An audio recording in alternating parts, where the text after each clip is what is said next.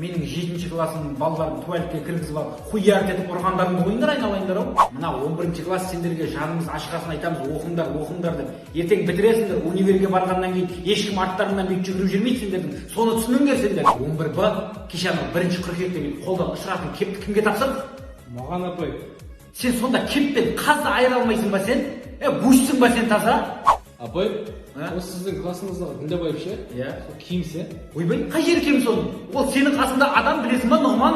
Ол деген класста тып-тыныш отырады, жынды емес.